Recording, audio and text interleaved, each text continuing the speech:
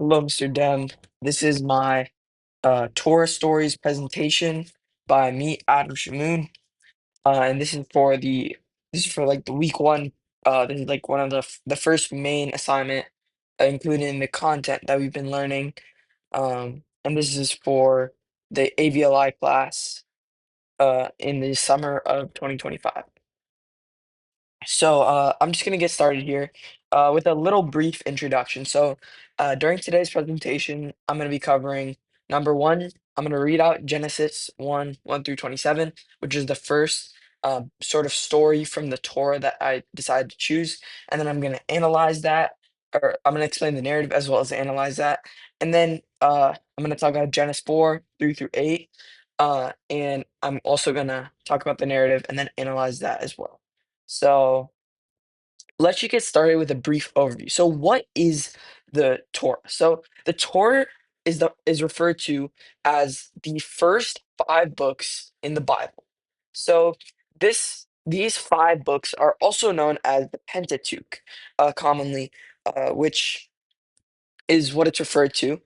And an important thing to note about the Pentateuch or the Torah is that it lays major moral framework for Christianity and also Judaism, such as Mosaic law and others listed in Leviticus. But more importantly, it lays down this moral framework, like shown in all of the anecdotes and stories and parables that we see throughout this text, such as the Ten Commandments, obviously, one of the most important uh, religious rules that guides so many people to live their life in a way that God would want it, by not stealing, not committing adultery, and not lying, and obeying your parents, just to name a few.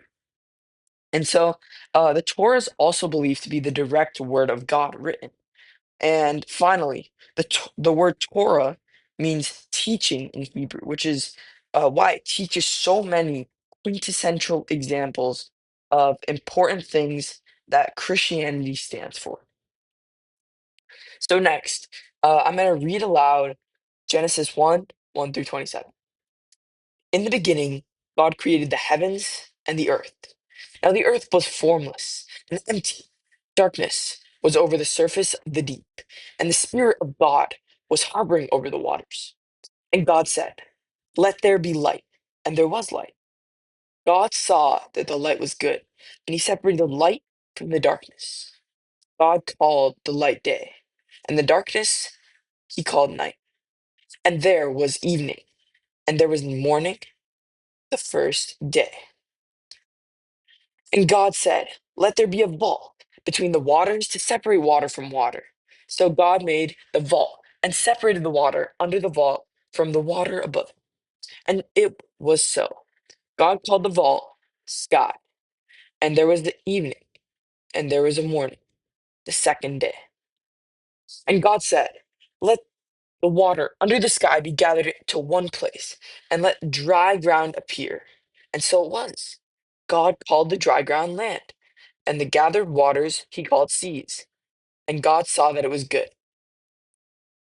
Then God said, "Let the land produce vegetation, seed bearing plants and trees, on the land that bear fruit with seed in it, according to their various kinds." And so it was. The land produced vegetation, plants bearing seeds according to their kinds, and trees, bearing fruit with seed and according to their kinds. And God saw that it was good. And there was evening, and there was morning, the third day. And God said, "Let there be lights in the vault of the sky to separate the day from the night, and let them serve as signs to mark sacred times and days and years. And let them be lights in the vault of the sky to give light on earth." And it was so. God made two great things: the greater light to govern the day, and the lesser light to govern the night. He also made the stars. God set them in the vault of the sky to give light to the earth, to govern the day and the night, and to separate the light from the darkness. And God saw that it was good, and there was evening, and there was morning, the fourth day. And God said, "Let the water teem with living creatures, and let birds fly above the earth, across the vault of the sky." So God created the great creatures of the sea, and every living thing with which the water teems, and that moves about in it, according to their kinds, and every winged bird according to its kind.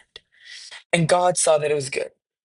God blessed them and said, "Be fruitful and increase in number, and fill the water in the seas, and let the birds increase on the earth." And there was evening, and there was morning, the fifth day. And God said, "Let the land produce living creatures according to their kinds, the livestock, the creatures that move along the ground, and the wild animals, each according to its kind." And it was so. God made the wild animals according to their kinds, the livestock according to their kinds, and all the creatures that move along the ground according to their kinds. And God saw it was good. Then God said, "Let us make mankind in our image, in our likeness, so that they may rule over the fish in the sea and the birds in the sky, over the livestock and all the wild animals, and over all the creatures that move along the ground." So God created mankind in his own image. In the image of God, he created them. Male and female, he created them. And so this important, long, but also very important Bible verse. So what, let's just dissect it a little bit. This is an amazing passage, and let's just start off by talking about what the passage is about. So it's about humanity. God blessed us by creating us humans. He gave us free will, and like I emphasized in the last part, He made us in our likeness and image, and He loves us.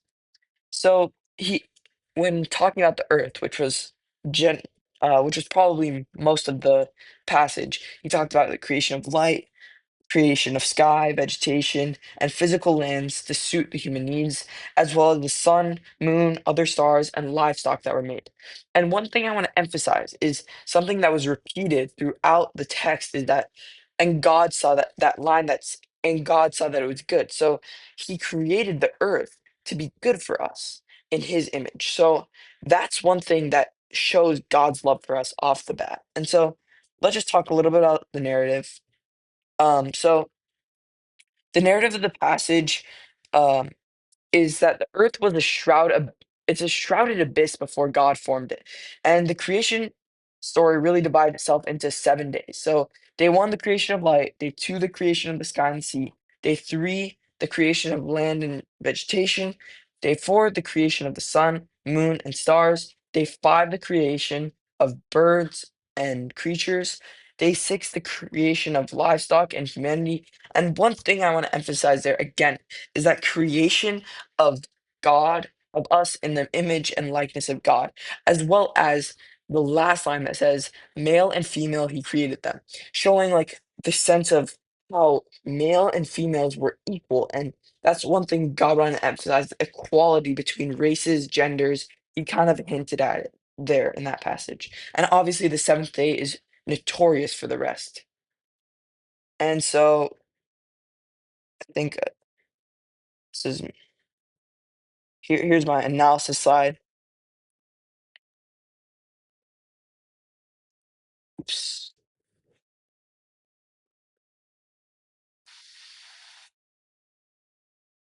Okay, so I skipped over that, but I'm just gonna come back and touch on this. So, the passage really is foundational because it shows God's immense love for us. I mean, He created the whole world for us, and He thought that it was good, and He created a nice environment that we could flourish in.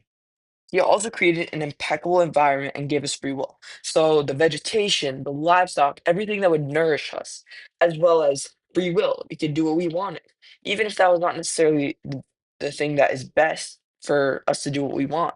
It's him trusting us, trusting the human race, and giving us free will. And this affirms our intrinsic value as humans. Like I said in that last line, male and female, he created them. This really shows the equality between the two genders, but more than that, equality as humans. How all of us are equal and we really have this value that can't be taken. And obviously, it reaffirms Christianity's monotheistic values. Um, in the first line, it says that in the beginning, God. So it showed that one God, our God, the holy God, created everything that is everything that is Earth today. And that just like re-emphasizing monotheism, which is the belief that there's one God or deity. So, next we're gonna talk about the second little story that I chose from the Torah, and that's Genesis 4 3 through 8. And I'm going to pull it up right here and read it. In the course of time, Cain brought some fruits of the soil as an offering to the Lord. Abel also brought an offering, fat portions from some of the firstborn of his flock. The Lord looked with favor on Abel and his offering, but on Cain and his offering, he did not look with favor. So Cain was very angry, and his face was downcast. Then the Lord said to Cain, "Why are you angry? Why is your face downcast? If you do what is right, will you not be accepted? But if you do not what is right, sin is crouching at your door. It desires to have you, but you must rule over it." Now Cain said to his brother Abel, "Let us go out to the field." While they were in the field, Cain attacked his brother Abel, killed him.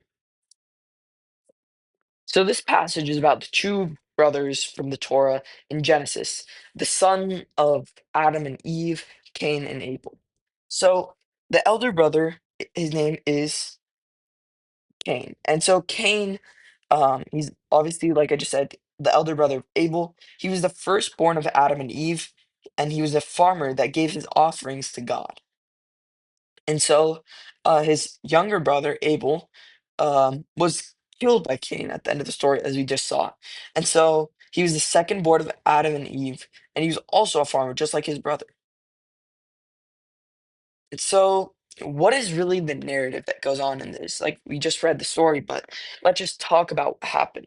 So, Cain and Abel both bring offerings to God. So, Abel's offerings are looked highly upon by God because, like it said, it had fat portions and it was the firstborn. So, this shows like it's a better sort of offering than what maybe Cain would have to offer. And so Cain's offerings were not as recognized by God, and they were not looked upon with favor. And so God prefers Abel's offerings, and this drives Cain into this sort of jealousy and rage. He was infuriated, and we saw that by when it says Cain was very angry and his face was downcast, meaning he was sad and kind of by God choosing Abel's offerings over his. And so God warns Cain about his greed and his rage and tells him to control it. When he says, like, sin is crouching at your door, do what is right. He's saying all these lines to try to deter Cain because God knows what's going to happen. And he wants to deter him from sinning and killing his brother. And so Cain doesn't listen and kills his brother in the field ultimately. And so let's just analyze this passage a bit. So it emphasizes an important Christian principle, like don't look over your shoulder. Cain was looking over his shoulder. He could have, like God said, he could have um it says here that why are you angry? Why is your face downcast? If you do what is right, will you not be accepted? So God's saying, if you just do what is right, then you don't have to be jealous. You can just work to get a better offering. You don't ever have to be jealous of anyone. And that's why you should never look over your shoulder. And so this is shown later in the Bible, when Cain is cursed from earth and banished from God's presence. That was his punishment for killing Abel. And so his punishment really just shows how God brings justice and mercy to humans directly and indirectly as well. And this also reaffirms the original sins that humans have. So humans are greedy originally. Like we have this sin that was created from the time of Adam and Eve. Like we do things that aren't right and like killing people and murdering people and assaulting people. And so this is really showing that Humans have original sin, and we need to find God because God is the only way that we can prevent our original sin from taking over our lives and using, and with God, we can use Him to really cleanse our soul and make sure that we don't have the influence of the devil on us, and we really um, adhere to His teachings. Thank you so much for listening to my presentation. I really hope my analysis of Genesis 1 through 27 and 4 3 through 8 was insightful. Again, this was for the AVLI assignment for the religion course, and this is the summer of 2025 presentation on the two Torah books. Thank you so much for watching, um, and have a great summer.